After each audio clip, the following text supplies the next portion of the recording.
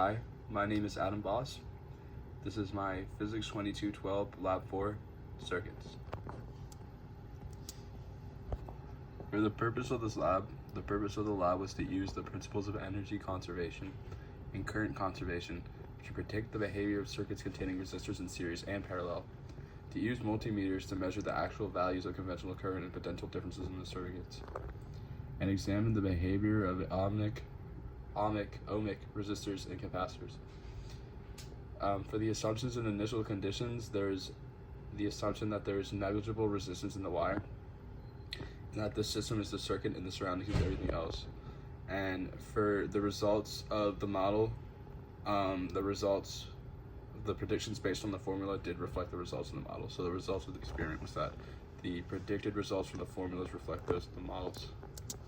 So for the formulas specifically that were important were the loop and node rules, the current conservation rule, Ohm's law, which is voltage equals IR, and our current times resistance, and the other formulas you could derive from there, and of course RC currents. So for the Model 1, there was two 1.5 volt batteries. There was a 147 ohm resistor and a 100 ohm resistor, and there were two ammeters.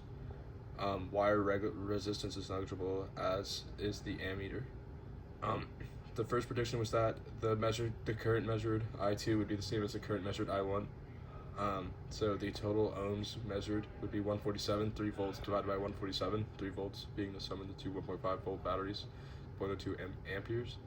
And when the voltmeter replaces one of the ampere, the current is open, meaning no current, therefore, and there's also a constant voltage. And for the voltage differences calculated for Model 1, the only ones that had ones that weren't zero was between A and B, which was 3 volts from the two 1.5 volt batteries, V to CD, which is negative 2.05 volts, and V to E to F, 0.95, which means the round trip potential was actually zero, which is actually predicted based on our knowledge of currents. So for the second model, there was a 10 ohm bulb, a 20 ohm bulb, a 9 volt battery, and a 200 microfarad capacitor.